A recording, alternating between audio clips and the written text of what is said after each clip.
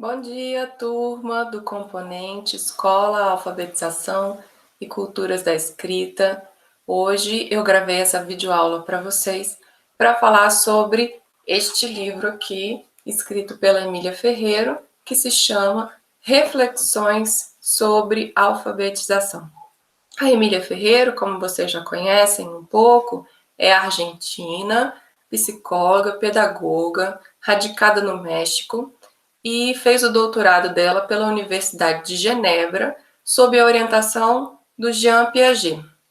Em 1970, depois de se formar em psicologia pela Universidade de Buenos Aires, a Emília Ferreiro foi estudar na Universidade de Genebra, onde ela trabalhou como pesquisadora assistente do Jean Piaget e obteve o seu PhD sob a orientação do psicopedagogo suíço.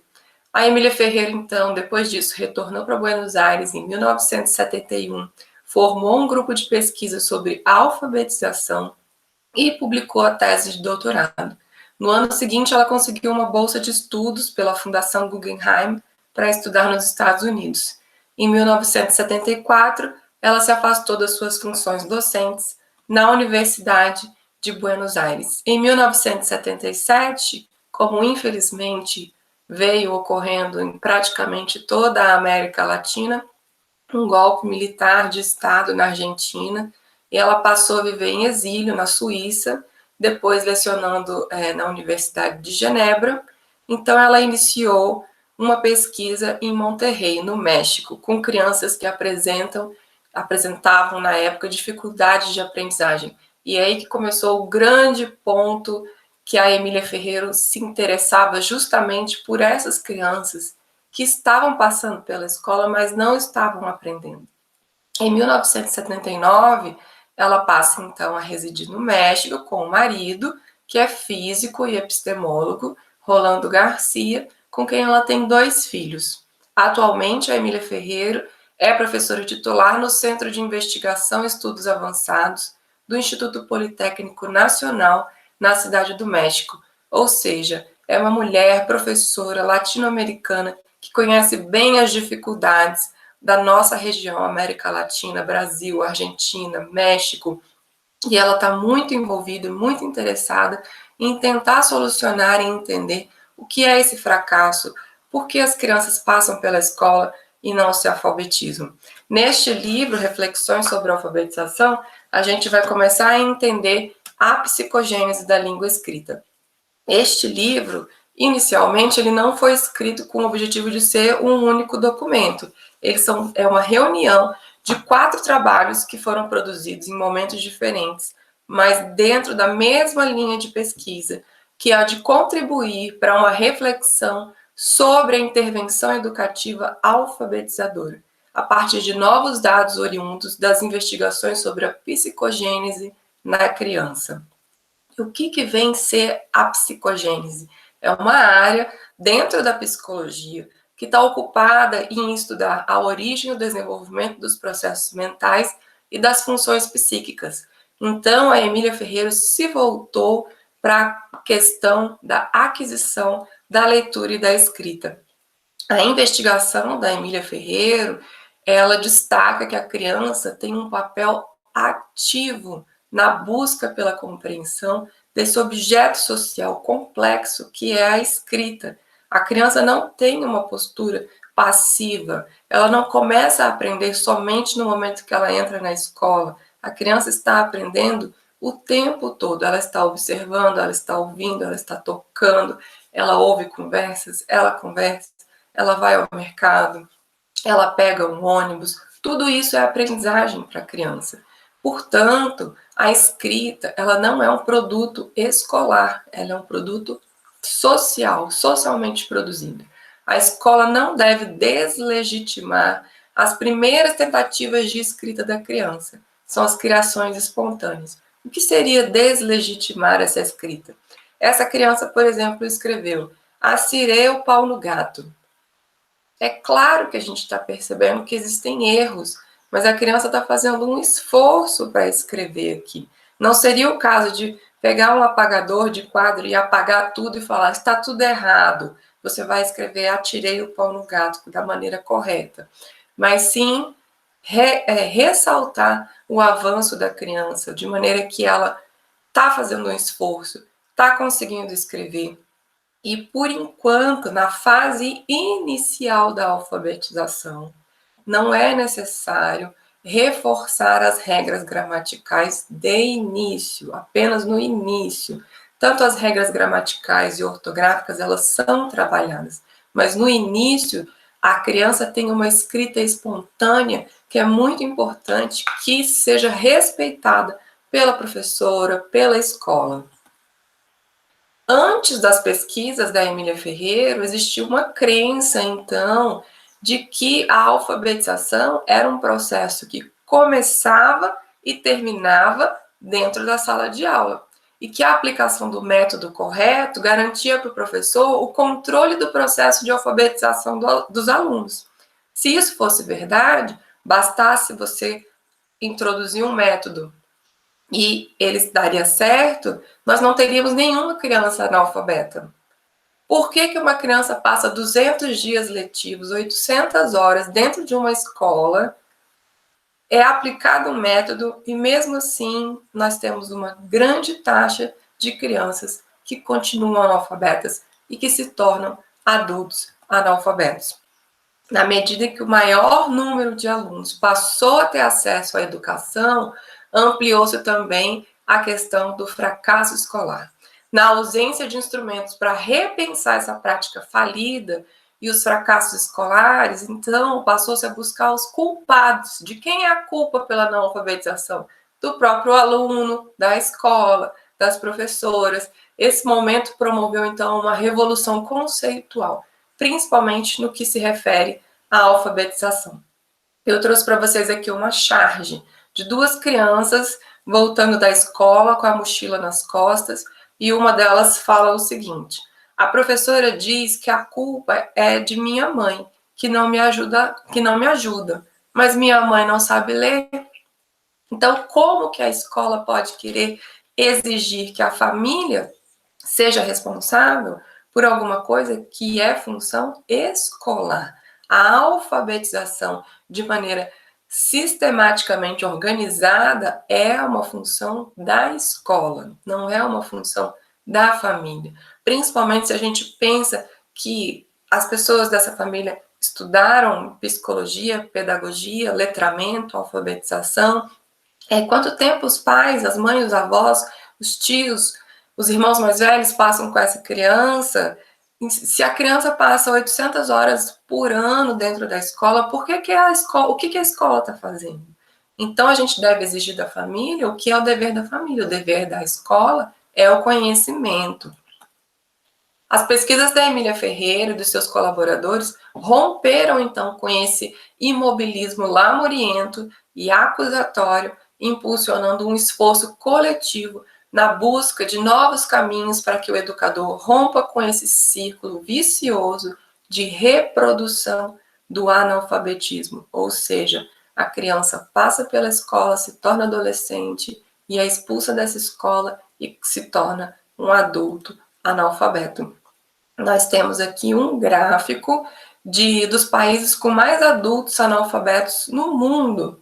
O Brasil aparece em 8º lugar, com cerca de 14 milhões de pessoas adultas que não têm acesso à leitura e à escrita, e isso é muito grave. Imagina a dificuldade dessa pessoa de pegar um ônibus, de ler a bula de um remédio, de, enfim, viver a sua vida tendo que encontrar todo tipo de dificuldade porque ela não se apropriou desse objeto cultural, social, que é a escrita.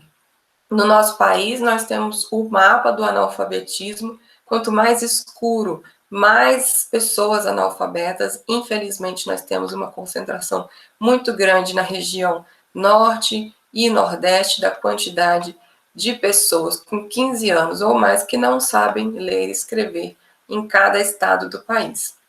Então, neste livro aqui, vamos começar a representação da linguagem e do processo de alfabetização. É extremamente importante que vocês leiam o livro, não basta apenas assistir essa videoaula, porque aqui nós temos um resumo de tudo que foi tratado aqui. É extremamente importante que você leia o livro, se aproprie desse conhecimento, e a videoaula é um complemento para o conhecimento que vocês estão adquirindo. A Emília Ferreiro, ela destaca que, tradicionalmente, a alfabetização é considerada em função da relação entre método e o que é utilizado e a maturidade ou a prontidão das crianças. Essa questão da maturidade e da prontidão estão entre aspas, justamente por significar que não se usa mais esses termos. A gente não se fala mais em maturidade e em prontidão das crianças. Nós temos aqui, então, dois polos do processo de aprendizagem: o professor e a criança, quem ensina e quem aprende. Eles têm sido levados em consideração, mas sem considerar o terceiro elemento da relação, que é a natureza do objeto do conhecimento envolvendo essa aprendizagem, que é a leitura e a escrita. E a Emília Ferreiro vai focar bastante aqui. A partir dessa constatação, a Emília Ferreiro afirma que esse objeto do conhecimento, ou seja, a leitura e a escrita, ela intervém no processo. E ela vai mostrar para a gente, então, uma tríade. De um lado, a gente tem o sistema de representação alfabética da linguagem, com suas características específicas. Por outro lado, nós temos as concepções de quem aprende, ou seja, as crianças, elas formulam hipóteses, elas têm ideias sobre o que está escrito. E as concepções de quem ensina, ou seja, as professoras, sobre esse objeto do conhecimento, que é a leitura e a escrita. Então, no primeiro capítulo, a Emília Ferreira vai falar sobre a escrita como um sistema de representação, que a escrita ela pode ser considerada de duas formas: uma representação da linguagem ou um código de transcrição das unidades sonoras. A invenção da escrita ela foi um processo histórico. Nós temos aqui algumas imagens muito interessantes da pré-história. A pré-história tem esse nome porque ela é antes da invenção da escrita, quando os seres humanos ainda não haviam desenvolvido um sistema de escrita. O que o ser humano queria representar era feito de maneira pictográfica, ou seja, com desenhos, e a partir desses desenhos houve então uma evolução para um sistema de codificação.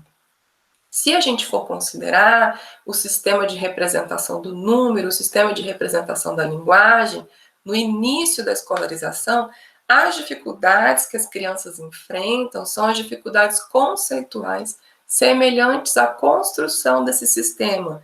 Primeiro, a criança ela não faz uma distinção entre o que é uma imagem e o que é escrito. Esse é o primeiro passo para a criança entender o que é o sistema de escrita. Por isso, a gente pode afirmar que em ambos os casos a criança ela vai reinventar esse sistema, ou seja, para poderem se servir desses elementos como elementos de um sistema, as crianças devem compreender o seu processo de construção e as suas regras de produção, o que coloca um problema epistemológico fundamental. Qual a natureza da relação entre o real e a sua representação? Olha, eu trouxe várias embalagens para vocês aqui. Isso aqui, por acaso, é um leão que eu estou segurando na minha mão? Não, é uma representação. E nós temos aqui um exemplo do signo linguístico, que é a união indissociável de um significante com significado. Quando eu digo a palavra mesa, cada uma de vocês vai imaginar uma mesa. O significante é esse aqui, M-E-S-A, mesa. E o significado é um substantivo feminino, um móvel. Todo mundo, então, vai imaginar um móvel composto por um tampo horizontal, geralmente se destina para fins utilitários, para fazer as refeições, os jogos, a escrita, a costura. É um apoio. Cada um imaginou sua mesa, mas a gente tem o mesmo significado para todo mundo na língua portuguesa, que é esse móvel de apoio. As escritas do tipo alfabético e mesmo as silábicas, elas podem ser caracterizadas como sistemas de representação, cujo intuito é representar as diferenças entre o significante, enquanto que as escritas do tipo ideográfico poderiam representar as diferenças no significado.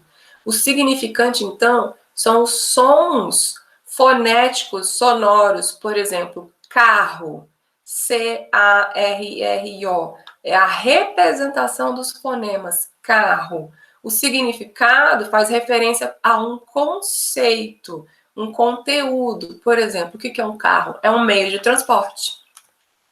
Se a gente concebe a escrita como um código de transcrição do sonoro para o gráfico, então a gente vai estar privilegiando a grafia, dissociando o significado, e a gente destrói o signo linguístico, porque a gente privilegia a técnica e a mecanização. Todos os métodos de alfabetização que privilegiam a técnica, a escrita correta e a memorização, elas estão, então, destruindo o signo linguístico. É por isso que muitas crianças não conseguem se alfabetizar, porque não faz sentido o que significa B com A, BA, B com E, B, B com I, BI. O que significa essas letras, essas palavras, do que a professora está falando. Ao contrário, se nós concebermos que aprender a língua escrita como a compreensão da construção de um sistema de representação em que a grafia das palavras e os seus significados estão associados, é a apropriação de um novo objeto do conhecimento. Nós estaremos realizando uma aprendizagem conceitual. É aí que nós queremos chegar. Então, no capítulo 2, as concepções das escritas as concepções das crianças a respeito do sistema de escrita. A Emília Ferreiro, nos seus estudos com as crianças do México, em comunidades periféricas e bastante desfavorecidas, onde o fracasso escolar era bem recorrente, ela começou a perceber que as produções espontâneas das crianças, através das suas pesquisas, ela confirmou que as crianças têm hipóteses. Tinha um padrão ali que estava se repetindo. As crianças têm ideias, elas têm teorias sobre a escrita. E elas apresentam, então, uma evolução psicogenética. Uma professora, um professor que não conhece a psicogênese, vai ler esse texto aqui dessa aluna chamada Adriele, e vai dizer, bom, essa criança não sabe de nada, aqui ela disse que escreveu mariposa, aqui ela disse que escreveu formiga, aqui ela falou que está escrito urso, e aqui está escrito a formiga picou o meu pé. Se você não conhece a psicogênese, você vai olhar para esse texto aqui e vai dizer que, obviamente, essa criança não sabe de nada, e ela tem que copiar para poder aprender. Mas a partir do momento que você entende a psicogênese, você percebe que, na verdade, a Adriele já deu um grande salto do conhecimento rumo à alfabetização. E é isso que nós vamos entender agora. Quando as crianças começam a escrever, a escrita delas estão tentando imitar o que um adulto faz normalmente ao escrever. Quando eu pego um lápis e eu escrevo letra cursiva ou letra de forma, então a criança ela quer copiar esse movimento que o adulto está fazendo. Então, do ponto de vista gráfico, as primeiras escritas das crianças vão aparecer assim, como linhas onduladas ou então quebradas, contínuas, fragmentadas e com uma série de elementos discretos repetidos. Se você perguntar para a criança o que ela escreveu aqui, provavelmente ela vai apontar o dedo e vai dizer que cada uma dessas palavras significa alguma coisa. Se você disser escreve gato, cachorro, papagaio, ela pode dizer que cada um desses aqui é um escrito. Nós temos aqui uma outra forma de escrita, que é a pré-silábica, onde a criança está imitando, fazendo pseudoletras, e todas juntinhas, como se fosse uma escrita cursiva. Isso aqui é muito importante. É claro que isso aqui não é uma criança alfabetizada, porém, é uma criança que já tem grandes aprendizagens, porque ela já sabe que se escreve na linha, ela sabe que a escrita tem uma função, e se você perguntar para ela o que está escrito aqui, provavelmente ela vai te contar uma história, ou ela vai te dizer uma palavra só, ela pode dizer pipa, ou então ela pode te contar uma longa história sobre como ela foi para a casa da avó e tinha uma galinha, e a galinha botou o ovo, e eles pegaram o ovo, enfim. Para executar suas ideias nos seus escritos, a criança, em primeiro lugar, ela tem que fazer a distinção entre o modo de representação icônico, que são os desenhos, o figurativo, e o não icônico, aqui, ó, essa aqui é uma pseudo-escrita.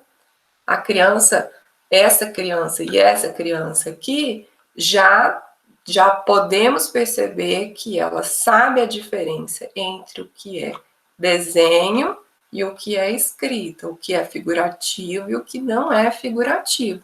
Isso aqui é aprendizagem. Muitas crianças chegam na escola sem nem saber a diferença entre o que está escrito e o que está desenhado. Então, essa é uma das funções da escola. A diferença entre as crianças privilegiadas, de classe média, crianças ricas, que vivem num ambiente alfabetizador, que muitas delas já chegam na escola sabendo muito bem qual é a função social da escrita, e elas terminam de se alfabetizar na escola. As crianças que vêm de um ambiente onde não existe a cultura da leitura, da escrita, elas chegam muitas vezes sem nem saber para que serve aquele objeto social. A criança, então, constrói formas de diferenciação. Ela faz diferenciação intrafigural, que consiste no estabelecimento de propriedades que um texto deve possuir para ser interpretável. Essa é a primeira fase da alfabetização. As crianças estabelecem hipóteses. Os critérios intrafigurais se expressam sob o eixo quantitativo, então, na primeira fase da alfabetização, no período pré-silábico, a maioria das crianças acredita que para escrever é necessário ter, no mínimo, 3 letras. E isso é bem interessante, porque ela não aceita, por exemplo, que uma palavra possa ter apenas 2 letras, como a palavra pé. Ela acha que tem que ter, no mínimo, 3 letras. E ela também tem outra hipótese, que é qualitativa. Tem que existir uma variação entre os caracteres. Ou ela vai fazer as letras, se ela já conheceu o alfabeto, ou ela vai fazer pseudoletras, caso ela ainda não tenha se apropriado do alfabeto. Ela faz essas diferenciações interfigurais, que é a criação de modos sistemáticos de diferenciação entre uma escrita e a seguinte, para garantir a diferenciação de interpretação que vai ser atribuída. A criança, então, desvela a fonetização da escrita. Ela descobre que existe uma relação entre o som e a grafia, entre o som e a escrita. E aí a criança passa para o período silábico, que depois culmina no período alfabético. A Emília Ferreiro, analisando a evolução da escrita infantil, ela reconheceu, então, 4 períodos que vão ser denominados como período pré-silábico, período silábico, silábico alfabético e, por fim, o período alfabético. Eles precedem a alfabetização. A criança no período alfabético ainda não está alfabetizada. Quais são as características, então? Como que você reconhece o seu aluno que está no período pré-silábico? Bom, em primeiro lugar, as crianças elas escrevem sem estabelecer qualquer correspondência entre a pauta sonora da palavra e a representação escrita. Ou seja, a criança ela ainda não percebeu que a escrita tem relação com a fonetização. Ela escreve coisas diferentes, apesar da identidade objetiva das escritas, e relaciona a escrita com um objeto referente. Por exemplo, ela vai, se você pedir para essa criança escrever boi, boi é um bicho muito grande. Se ela conhecer um boi, ela vai escrever com várias letras, ou então ela vai fazer uma letra bem grandona, porque é um bicho grande. Se você pede para ela escrever formiguinha, ela vai escrever uma letra bem pequenininha, ou vai colocar poucas letras.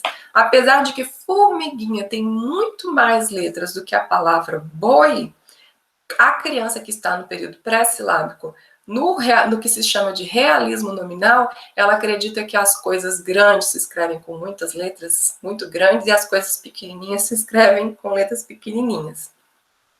Então, nós temos aqui uma criança que escreveu joga na televisão com um sofá. É claro que aqui não está escrito joga na televisão com sofá. Isso aqui é o que a criança, é a hipótese dela, o que ela acha que está escrito. E isso aqui já é um grande avanço, porque a criança conhece várias letras do alfabeto, ela sabe que tem que escrever, para escrever é preciso colocar muitas letras. Então, essa criança aqui já tem vários aprendizagens, ela está no rumo correto da aprendizagem. A criança, então, entra em conflito, ela passa para o período silábico, que é o resultado de um dos esquemas mais importantes e complexos que se constroem durante o desenvolvimento da leitura e da escrita. Esse é um dos motivos que eu, particularmente, não sou favorável ao método fônico, porque as crianças que entram na escola e estão na fase pré-silábica, elas não compreendem o método fônico. As crianças só começam a compreender que existe uma relação entre a grafia e a fala a partir do período silábico, porque quando se dá a descoberta de que as representações escritas têm um vínculo com a pauta sonora da palavra. Então a criança tece uma nova hipótese. Ela pensa que para cada letra é igual a uma sílaba, tantas letras quanto sílabas. Por exemplo, a palavra gato, gato. Se eu falo duas vezes, gatos. Então ela acha que gato se escreve com duas letras. Isso no período silábico.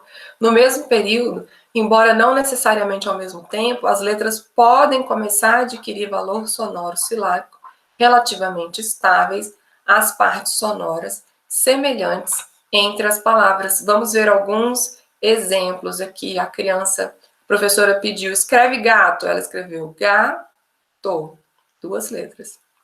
Borboleta, borboleta. Cavalo, boi. E quando a criança, na fase silábica, vai escrever uma frase, ela escreve assim, tudo junto. O gato bebe leite. Aqui, voltamos lá para a Adriele, que a gente viu ali atrás. Então, se você conhece a psicogênese, você vai perceber que, na verdade, a Adriele está no caminho da aprendizagem. Mariposa, ou seja, a Adriele já deu um grande salto. Olha quantos conhecimentos essa criança demonstra ter. Em primeiro lugar, ela decorou, e isso não é um problema, decorar a escrita do seu próprio nome. É importante. Aqui, inclusive, ela já está fazendo letra cursiva. E aqui, quando ela vai escrever as palavras propostas pela professora, então ela usa a letra em caixa alta, que, na minha opinião, como professora alfabetizadora, é o ideal a caixa alta para o início da alfabetização. Então, a Adriele, por ser uma criança que está na hipótese silábica, ela acredita que para cada sílaba é uma letra. Então, ela vai pensar, a professora pede, escreve mariposa. Mariposa. Mariposa. Então, ela sabe que tem que escrever letras diferentes para poder escrever essa palavra mariposa. Formiga. Urso. Rã. Ela não aceitou aqui a rã. Parece que ela fez uma casinha para a letra P. A formiga picou o meu pé. É a frase que ela escreveu. Muito interessante, inclusive. O período silábico alfabético é quando a criança, então, está fazendo a transição de uma fase para outra. São os esquemas prévios que elas estão em vias de serem abandonados e os esquemas futuros que estão em vias de serem construídos. São conflitos provenientes do meio social que desestabilizam a hipótese silábica e a criança tem a coragem de se comprometer com um novo processo de construção. O que é esse conflito? Quando a criança, por exemplo, pede para um adulto, uma pessoa alfabetizada, ler o que está escrito aqui, a pessoa alfabetizada ela vai falar que está escrito A e F, mas ela vai pensar, mas eu escrevi mariposa? Como é que essa pessoa não sabe que eu escrevi mariposa? Esses são os conflitos que vão sendo gerados dentro da sala de aula, que vocês, como pedagogos, pedagogas capacitados dentro da psicogênese, vão começar a entender como que a gente vai fazer para que a criança passe de uma fase para outra. Nós temos aqui o Pedro, que está nessa fase intermediária. Ele escreveu gato. Então, ele ainda não completou a sílaba, ele ainda não chegou na fase alfabética. Ele está fazendo uma transição aqui. Pato, vaca, ele já entendeu, então, que são 2 sílabas que precisam ter 4 letras. Macaco, ficou faltando só a letra O e foca. Então, ele escreveu aqui o nome de vários animais e ele ainda está na transição, porque ele ainda não entendeu, ele ainda não abandonou por completo a hipótese silábica e ainda não aceitou por completo a hipótese alfabética. O período alfabético é o período que a criança descobre que a sílaba ela não pode ser considerada como uma unidade, mas que ela é, por sua vez, reanalisável em elementos menores. Nesse momento, deve haver uma estruturação dos vários elementos, nesse momento, deve haver uma estruturação dos vários elementos que compõem o sistema da escrita. A criança escreveu aqui girafa, corretamente. Hipopótamo, uma palavra grande e difícil. A criança ainda não sabe que hipopótamo começa com a letra H, porque ela pensa hipopótamo. Por que vai começar com H se eu falo hipopótamo? No início, a gente permite que a criança escreva da maneira como se fala, até ela criar, ela desenvolver confiança e conhecimento. Numa fase posterior, é que a gente começa a trabalhar mais fortemente as questões gramaticais. Aqui, por exemplo, ela escreveu pato, e aqui ela escreveu, era para estar escrito rã, mas ela escreveu ri. E aqui entra o papel de você, enquanto professora, professor. Você pode perguntar para a criança, e fazer perguntas é uma das melhores formas de ensino-aprendizagem. Você pergunta para ela, o que você escreveu aqui? E ela vai dizer, rã. Você pergunta, que letra é essa? I. Quando eu escrevo R-I, eu escrevo rã ou eu escrevi ri? Ri. Para eu escrever rã, qual será a letra que eu vou precisar colocar aqui? Deixa a criança pensar, deixa a criança testar a hipótese dela, não vá simplesmente dando a resposta pronta para ela. Mais alguns exemplos da escrita alfabética. Aqui a criança tentou escrever futebol, vovô está escrito corretamente, inclusive ela já aprendeu que tem um acento. Caminhão, está quase chegando no caminhão. Jacaré é um exemplo muito interessante, porque a letra G, e ela imagina que G é que faz o jacaré. Mas aqui você pode também fazer com que a criança entre em conflito. Você pode perguntar para ela qual é a letra do gato. Se tem alguma criança na sala que o nome começa com G, por exemplo, Gabriel, qual é a letra do Gabriel? Se Gabriel ou gato se escreve com G, então aqui não está escrito jacaré, está escrito gacaré. Qual será a letra que faz o J? J? Você pode usar outras palavras semelhantes para a criança tentar entender. Por exemplo, giló, alguma outra palavra que a criança conheça com a letra J. Pode usar o nome da turma. Se tem uma criança que seja Júnior, por exemplo, Júlia, tá? Entenderam? É assim que a gente vai fazendo as intervenções pedagógicas, sem dizer para a criança, apaga tudo que está tudo errado isso que você fez. Isso só serve para minar a confiança da criança no processo de aquisição da leitura e da escrita. Aqui a criança tentou escrever televisão.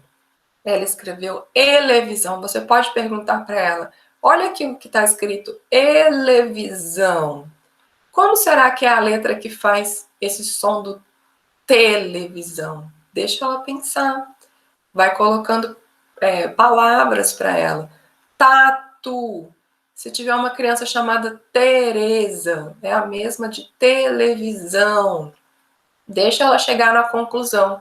Agora, ela escreveu corretamente. No período alfabético, então, trata-se de conhecer o valor sonoro convencional das palavras e das letras.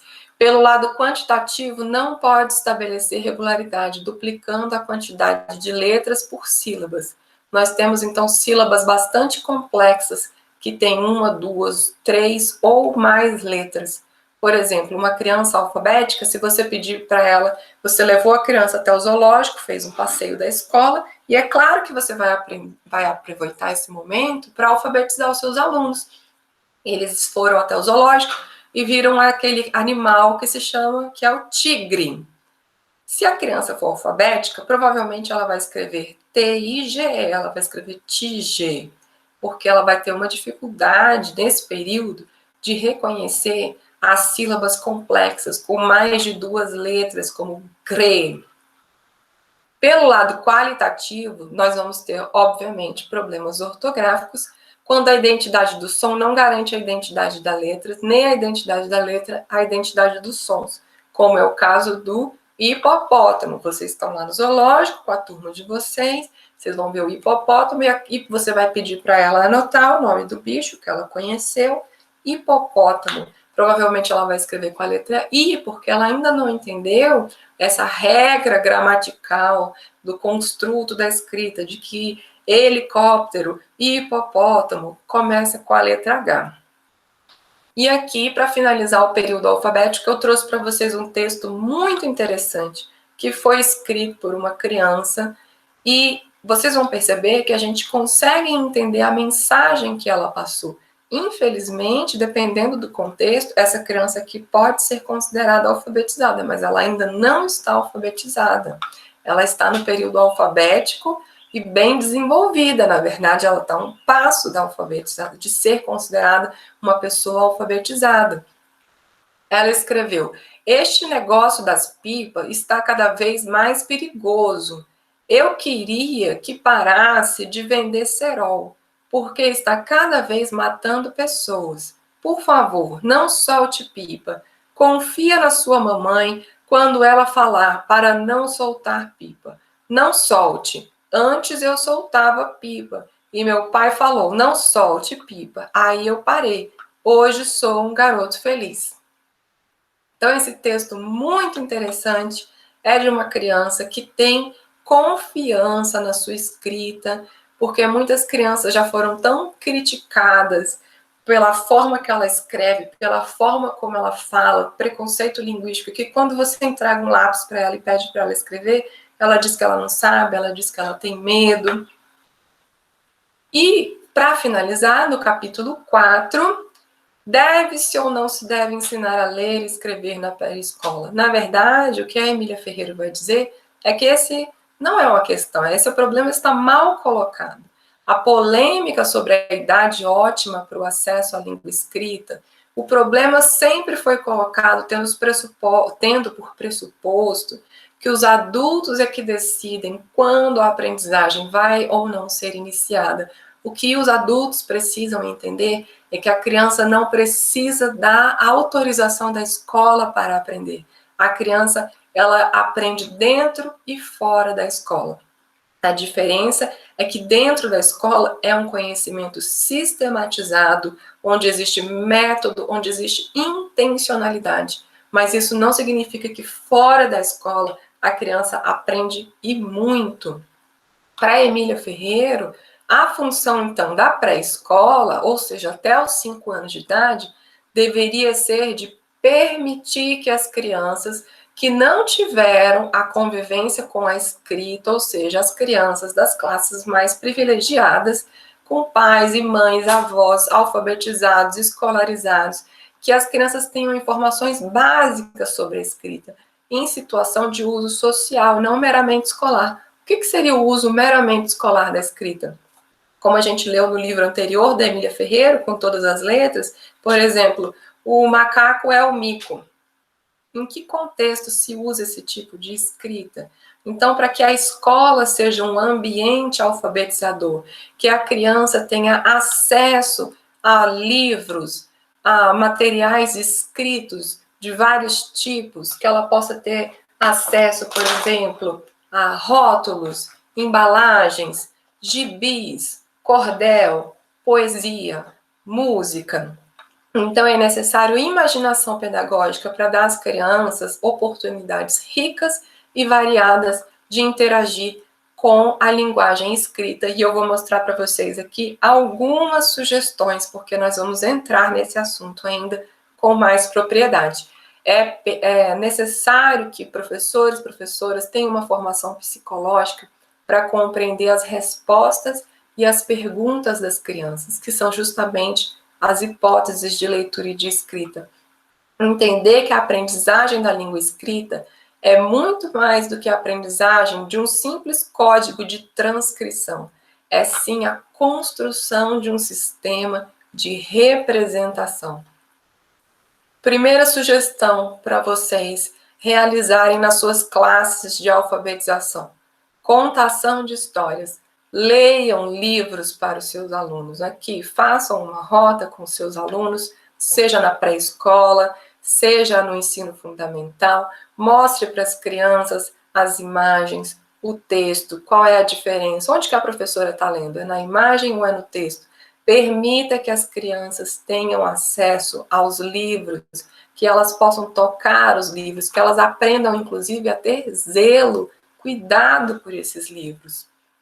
Uma outra atividade muito interessante, que na verdade é uma das primeiras atividades que vocês devem fazer com os estudantes de vocês, é o trabalho do nome próprio. Nós temos aqui, por exemplo, essa criança que se chama Ana Júlia, e ela recebeu uma ficha com o nome dela, que é uma ficha que a gente usa para fazer todo tipo de atividade dentro da sala de aula. E a professora, então, utilizou aqui um material que é um papelão, imprimiu as letras do alfabeto e está pedindo aqui para a Ana Júlia e para os outros colegas, por exemplo, aqui o Miguel, encontrarem as letras que fazem parte do nome dela. Isso aqui é uma atividade excelente de alfabetização. Pode ser feita tanto na educação infantil quanto no ensino fundamental. Nós temos aqui o Davi, que já escreveu o nome dele na lista, o Matheus está escrevendo o nome dele, então vocês podem transformar a sala de aula num ambiente alfabetizador. Estamos aqui, a professora está fazendo uma lista, provavelmente das crianças que já realizaram a tarefa. Quem terminou a tarefa, levanta, pega seu lápis, sua caneta e escreve o seu nome. Isso aqui dá muita autonomia para a criança. Entender o que é a função social da escrita, o que, por exemplo, a Magda Soares chama de letramento. Olha o que a professora fez na sala de aula, os combinados. É muito interessante que toda sala de aula tenha os combinados. O que é legal fazer na sala de aula? Brincar, respeitar, ser amigo, conversar. Então, isso aqui foram escritos das próprias crianças. No começo da alfabetização, não existe a necessidade de fazer com que a criança copie exatamente igual, exatamente como está no alfabeto. Olha a quantidade de risquinho que a criança colocou nessa letra E, quando na verdade só teriam 3. Mas você conseguiu entender que está escrito ser amigo? Neste momento inicial, é isso que importa. Outro trabalho que vocês podem desenvolver com os alunos de vocês, trabalhar com rótulos. Por exemplo, aqui posso levar esse rótulo do macarrão de letrinhas, posso levar essa caixa de chamate, posso pedir para os meus alunos trazerem os rótulos que eles usam em casa. Aqui tem o filtro de café, e daí a gente vai procurar cada letra para a criança. Muitas crianças já sabem ler o rótulo. Por exemplo, essa aqui, que é o símbolo da Coca-Cola. A criança provavelmente, na fase inicial da escrita, ela sabe o que aqui significa Coca-Cola, mas ela não consegue decodificar. Mas pela convivência, por ser um produto social da nossa vida, ela entende o rótulo. Nós temos aqui outra atividade muito interessante que pode ser feita na escola, brincar de supermercado, onde os produtos vazios são colocados em prateleiras, e aqui a criança está aprendendo tanto matemática quanto à língua portuguesa quanto à alfabetização. As crianças, então, qual é a conclusão que a Emília Ferreiro chega? Elas não estão obrigadas a chegar à escola já alfabetizadas. É a escola que tem a responsabilidade social de alfabetizá-las. Não é função do pai, da mãe, do vô, do avô alfabetizar a criança. Esse conhecimento sistemático é função da escola. Cada criança na sala de aula vai estar numa fase diferente de leitura e de escrita. Vocês vão chegar lá na sala de aula de vocês, do ensino fundamental, com 38, 40 crianças, e vocês vão ter alunos que vão estar na fase pré-silábica, silábica, alfabética. Como que vocês vão fazer para trabalhar com essa classe heterogênea? Esse é o nosso próximo passo. Fazer a leitura, conforme foi indicado para vocês, dos livros escritos pela professora Esther Pilar Grossi. Por quê? A Esther Pilar Grossi pegou, a partir dos estudos da Emília Ferreiro sobre a psicogênese, ela não propôs um método, ela propôs uma didática, atividades que podem ser feitas com a criança. Se eu tenho crianças na minha sala de aula que estão no nível pré-silábico, o que eu posso fazer? Quais são as intervenções pedagógicas corretas que eu posso fazer para que ela, então, passe para o próximo nível? E se eu tenho crianças silábicas, como eu posso fazer, então, para que ela passe para o próximo nível alfabético e, assim, siga rumo à alfabetização? Por isso, é muito importante que vocês leiam, que vocês estudem, para que vocês se preparem, porque a tarefa da alfabetização é uma das mais importantes que nós temos na nossa escola. Espero que vocês tenham gostado, espero que essa videoaula possa ter sido bastante útil para vocês. Deixa eu interromper aqui a gravação e eu encontro vocês na nossa próxima videoaula. Bom trabalho para todos vocês.